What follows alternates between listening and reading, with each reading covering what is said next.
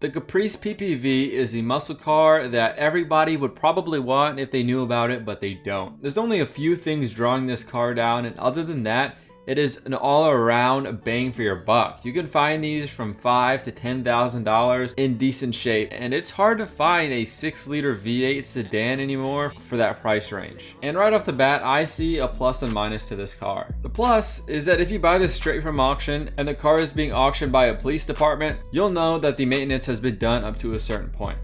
Now, they probably let the maintenance go at the end because they're thinking, hey, we're going to sell the car. We probably shouldn't put brand new brakes. That wouldn't make financial sense. But up to a certain point, the oil changes were done on time, brakes were done on time, transmission fluid was done on time, and so on and so forth. They have a set shop that does all the repairs for these to make sure that they last a while. And when you buy a privately owned car, they can say that they've changed transmission fluid, but in the 400,000 miles that this guy's driven, he's never changed it once. And you can't check. But with this, they're gonna have records. And even if they don't, most likely everything is up to date except for the coming up maintenance. Now for the downside, you're probably thinking, it can't be that bad. What is it? These don't make 600 horsepower like a Challenger Hellcat? Even though they can with the right mods, that's not particularly it. It's that someone has probably pooped in this back seat, puked in this back seat, and farted in this back seat after eating 10 spicy burritos from Taco Bell. And you don't know what type of farts they were. They could have been wet and there's still poop particles somewhere in that back seat. So if you can get over the possible messiness in the back seat by either replacing the seat or you just don't care about germs and you're like the complete opposite of a germaphobe, then this car is probably the best bang for the buck for you if you're into muscle sedans and you just want to be a little different than every other guy with a Dodge Charger. So in this video, we're going to go over everything you need to know on the Chevy Caprice PPV. We're going to go over the years, the trims, the common problems these cars have, rare parts that add value to the car you're looking at, and last but not least, the 5 rarest colors you could get on the PPV. And you might think, okay, it's a police car, they only come in white and black.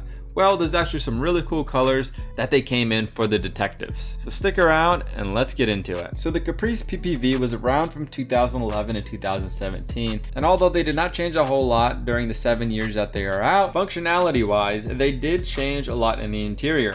If you're looking for 2011 to 2013, just know you're going to be looking for replacement interior parts from a G8 and it's going to have power steering. If you're looking for 2014 to 2017, the facelifted version of the PPV, you're going to be looking for interior parts from a Chevy SS and it's going to have electronic steering. Other than that, they were same, but different. And for trims, they had 2 different packages the police department could pick from, the police package or the detective package. And think of police package as the base and the detective package as a luxury edition. And what the detective package had over the police package was added creature comforts. This included a center console with cup holders, whereas the police package had nothing there. This was so that the police department could put laptops, radios, guns, whatever they want there, and eventually it will make its own center console. If you put enough junk in the center, you can rest your arm on something. If you're worried about safety, the detective package has you because it also has full-length side curtain airbags. And if you're wondering, do they care less about police officers than detectives? Well, that's really not the case. It's just because in police cars, they usually have a metal barrier between the front passengers and the rear passengers. And if they had full-length side curtain airbags, they'd get popped instantly on collision and there'd be a ton of lawsuits on their hands. Also, if you can't get what I said earlier about the poop being on the seats, out of your mind, but you still want this car, there is some good news. You'll just have to pay some extra money and get the detective package. Detectives are usually not going to have people in their back seat, and therefore the detective package does not have the stain resistant vinyl coverings that the police package would have. Now the only downside of that is if someone actually did poop in the detective's car, it's not going to be stain resistant, so that's actually going to be in the foam instead of just being able to be wiped off and disinfected like in the police package. And lastly, the detective version is going to skip out on all those police goodies like bash bars, sirens, whatever the case may be. All of that's gone for the detectives that want to be undercover. Now that stuff could have been added later in the car's life, but I'm just speaking on how it was originally sold to the police department. So now you picked what trim you want for your PPV. Next, you got to pick what engine you want. And I already know what you're going to choose because there's only 2 options and one of them is good and one of them is bad. You could either get the V6 or the V8. The V6 is the 3.6 liter LFX CIDI, also known as the LFX City, and this had 301 horsepower and 265 pound-feet of torque. Now for the one you want, the 6-liter L77 V8. This made 355 horsepower and 390 pound-feet of torque. And you may be looking at this engine in the background thinking, wow, that looks exactly like an LS. Well, it pretty much is. It's just a little bit different, and a lot of LS parts fit on the L77 engine. Now to hop into the common problems that you'll find on the Caprice. If you're looking at buying the V6 version, which I don't know why you would want to, especially since the V8 versions aren't that more expensive, then you're gonna need to know about these problems. The first rule of thumb for the LFX engines are that they consume 1 quart of oil for every 2,000 miles. So I'd say at least every week, if you drive this car a lot, check the oil, make sure it's in a good spot, because if it's not, then you can have this next issue, which is very big on the 2011 and 2012 models, not so much on the 2013 plus, but it can still happen, and that is timing chain failure. Without lubrication, things go wrong. Just know that the timing chain is not an easy thing to get to. You'll spend a lot of money or a lot of time replacing this, so if you don't want to do that, just take a little bit of time every week and just check your oil to make sure it's at a good level. What are you doing? I'm putting oil in here. I'm putting oil in here. You told me that we need some oil. I got the best. I know you're not putting no clean oil in my Range Rover. Another thing to note is the water pumps on the LFX engines go out between 80 to 100,000 miles. That is relatively low in my mind, but I guess that's how long they are rated to last. The last issue for the LFX engines is that the timing chain cover leaks over time. It gets worse and worse, and more oil and more air gets into the engine, and it can cause all types of performance and drivability issues, while also making your engine look like a sludgy mess. It's not something that you would necessarily avoid if you saw it on the car you were looking to buy, but just know it costs money to fix, and while you're in there, you might as well replace all of the timing chain components too. Now for the V8 issue, and since this is pretty much an LS, they are relatively reliable, but because they did some experimental technology on this L77, you're gonna have to do one major big fix, and then everything after that should be smooth sailing, if it's not already done. But if you buy it straight from a police department, it's not gonna be done. You'd have to buy it from somebody that bought it from a police department and that is now selling it. And that is DOD, and this stands for Displacement on Demand. Pretty much what they wanted to do is, you know, wow, cars and around this era and even today are trying to get better gas mileage. So they came up with this crazy idea. Let's shut off 4 of the cylinders when they don't need to be used, and everything should be good and dandy. But since they're not being used, the lifter can get stuck and go bad, and then you have to replace the lifters and cams. And while you're at it, you might as well upgrade. And then you go down this rabbit hole of, well, I might as well replace this, I might as well replace this. And before you know it, you have a built engine. So if you're gonna buy the V8 version that does not have DOD deleted, you either got, I'd say about 2 or 3 options. 1, replace the oil a lot. 2, replace the lifters and cams.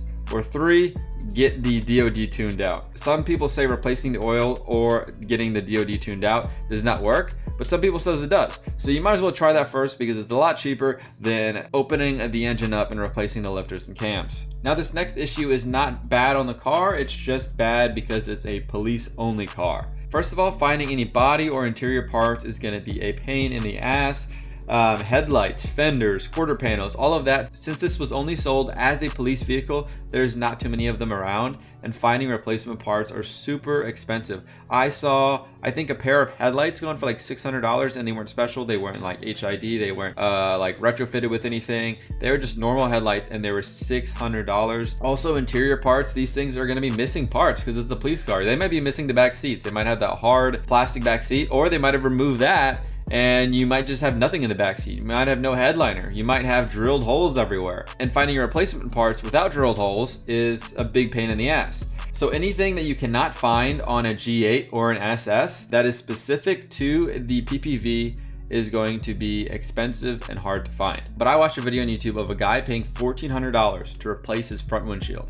I think I pay around $200, $300 to replace my windshield on my 80s cars, and this is a 2017 car, and they're paying $1,400 for it. That is insane. Also, some of the electronics might not work. Since they added all of this police electrical equipment that tapped into the OEM wiring harnesses, when they yanked all the stuff out, depending on who did it, sometimes they did not care about what was left because they just wanted to sell this for whatever it's worth and then get rid of it. So the taillights might not work, the radio might not work, the headlights might not work, and you're gonna have to have some electrical experience to diagnose and figure out which wires go where and put everything back the way it was supposed to because someone didn't do their job correctly. And lastly, speaking of the radio's aux and Bluetooth will not work because it was locked. They did not want these police officers and detectives having a big old party in their Caprice PPV, so they blocked it. And the only way to unblock it is to send out the radio to multiple different companies, and they'll unlock it for you, but it's like $200-300. Now for rare parts, anything Holden on the car is going to be worth a lot of money compared to the originals, just because we didn't get it over here, and to get a Holden grill, you have to import it, which costs a lot of money.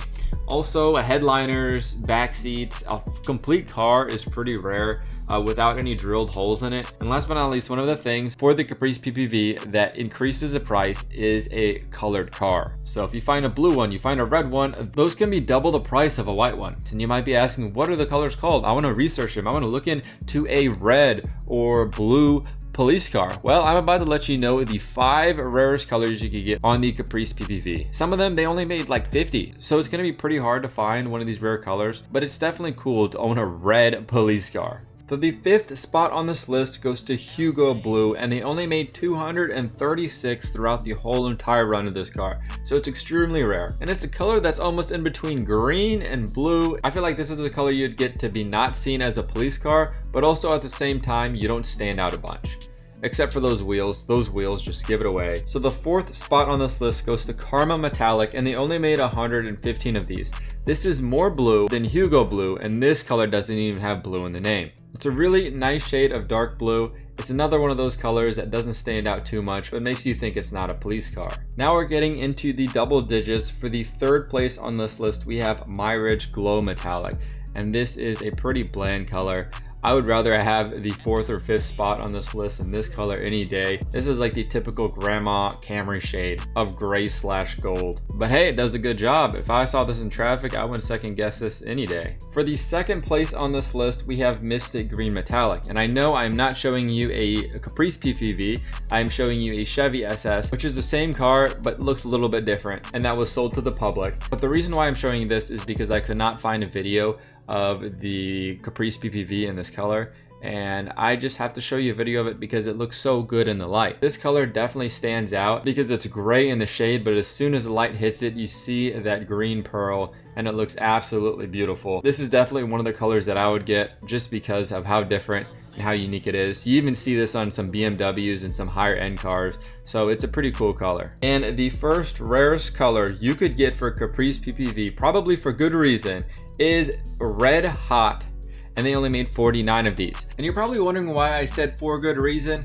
or maybe not because you already know, but this car stands out like a sore thumb, and if this detective plans on doing any undercover work, forget it, because he's not gonna be able to get anything done, because this is probably the brightest shade of red I've ever seen on a cop car. Not that I've seen any other cop cars in red, so that already gives it a disadvantage. So hope you guys did enjoy this video on the Caprice PPV. If you have any other suggestions for videos, leave that down in the comments down below. Please like and subscribe, and join the Discord down below where we talk about cars and video games, and I'll see you guys in the next one. Peace out.